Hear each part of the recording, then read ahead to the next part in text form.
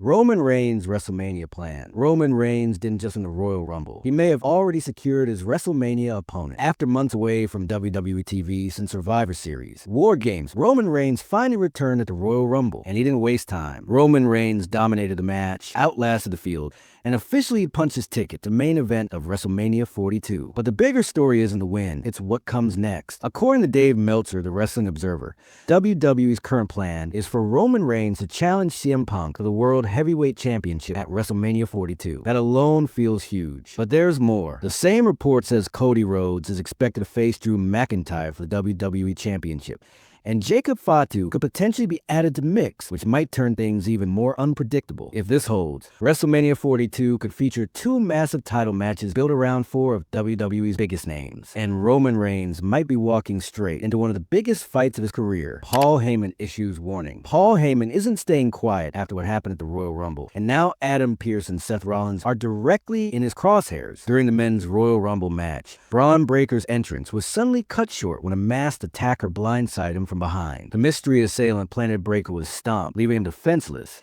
and seconds later Obafemi quickly eliminated him before he could even fight back. Just like that, what was supposed to be Breaker's breakout moment was over, and to Heyman, it didn't look like an accident. Representing the division on Raw alongside Breaker, Austin Theory, Logan Paul, and Bronson Reed, Heyman took to X/Twitter after the event in Saudi Arabia and openly accused both Adam Pearce and his former client Seth Rollins of working against the faction. He didn't hold back either. It was supposed to be Braun Breaker WWE's night. Scrap Daddy AP Adam Pearce conspired against the vision, as did WWE Rollins, Seth Rollins. FAFO Heyman wrote. The message was clear. Heyman believes this was planned, not random, and he's promising consequences. With tensions rising on Raw and the Vision now feeling targeted, this situation may be far from over. Finn Balor emotional message to AJ Styles. Finn Balor wasn't in Riyadh for the Royal Rumble, so he couldn't be there for AJ Styles' final WWE moment in person. But instead of long goodbye, he chose something much simpler and somehow more emotional. Finn Balor went on X and shared 4 photos with Styles. 2 were candid backstage shots. One showed the pair posing together and flashing the classic 2 suite. And the last was from the ring, with Demon Finn Balor doing the same gesture with AJ Styles after their very first match at TLC 2017. The caption said it all. For life, no explanation, no speech, just history. Their bond goes back over a decade. Finn Balor originally formed Bullet Club in NJPW,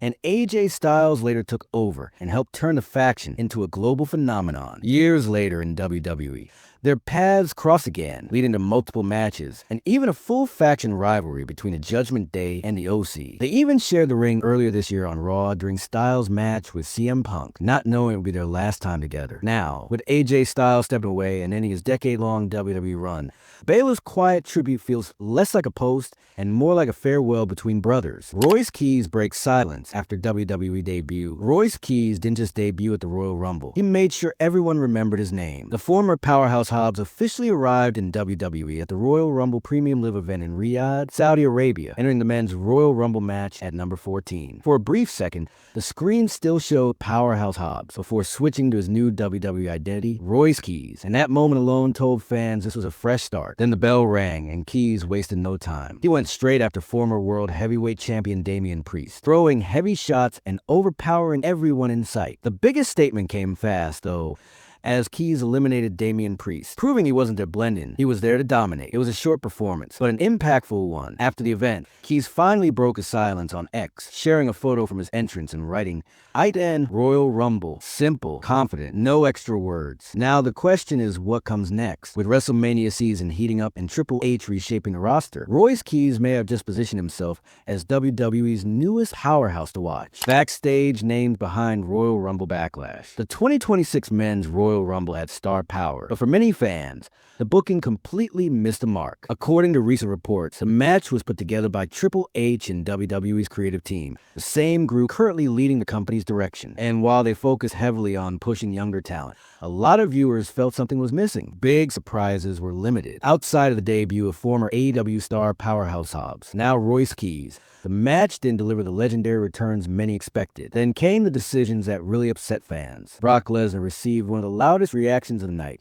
and instantly brought energy to the match, eliminating multiple stars. But just as things heated up, he was suddenly thrown out by Cody Rhodes and LA Knight, while Jey Uso's entrance music was still playing. The moment felt rushed, and many called it one of the worst booking choices of the night. Randy Orton's supporters weren't happy either. After returning from injury and building momentum, many expected him to win. Instead, he made the final 3 before being eliminated by Gunther. The match wasn't short on talent, but for many, the creative decisions left it feeling flat. CM Punk nearly refused interrupting tribute segments. CM Punk has never been afraid to speak his mind, but one of his most controversial WWE moments almost didn't happen at all. Ahead of WrestleMania 29, Punk interrupted The Undertaker's emotional tribute to Paul Bearer on Raw, turning a heartfelt segment into storyline heat. At the time, many fans saw it as ruthless. Now, Punk says he was actually uncomfortable doing it. Speaking with Complex, the World Heavyweight Champion admitted he didn't feel personally connected enough to Bearer, also known as Percy Pringle, to cross that line without permission. It was heavy because while I knew Percy,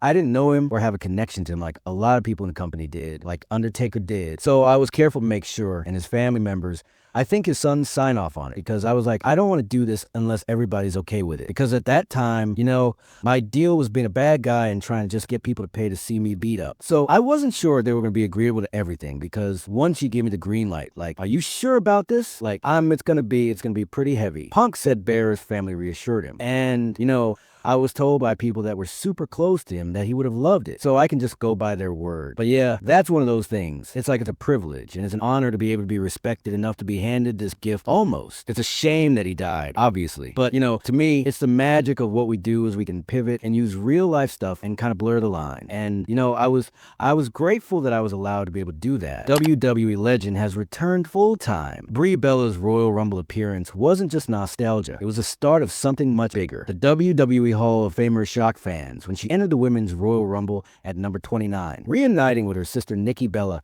inside the ring for the first time in years. Together, the Bella twins looked sharp, confident, and surprisingly dominant, instantly sparking questions about whether this was a one-night surprise or something more. Now, it looks like we have an answer. According to Dave Meltzer of the Wrestling Observer newsletter, Brie Bella's return is not temporary. Brie Bella's return last night was not a one-night thing. She's gonna be back for at least a time being. That means this isn't just a cameo. It's a full-time comeback. Interestingly, the signs were already there. Nikki Bella revealed last year that she believed her sister still had the passion for one last run. When I went and I came back, I was like, Brie, it's so amazing. So maybe we should make a comeback. She's so in mom mode, but Brie has that fire in her too. She has that last run. I feel like it wouldn't take a lot to get her to come back with me. Now that comeback is real, and with the Bella twins back together, the women's tag team division may have just changed overnight. Charlotte Flair's rare streak ends. Charlotte Flair entered the Royal Rumble with history on her side. But this time, history didn't save her. Starting the Women's Royal Rumble at number 1, Flair once again proved why she's called the Queen. She went bell to bell,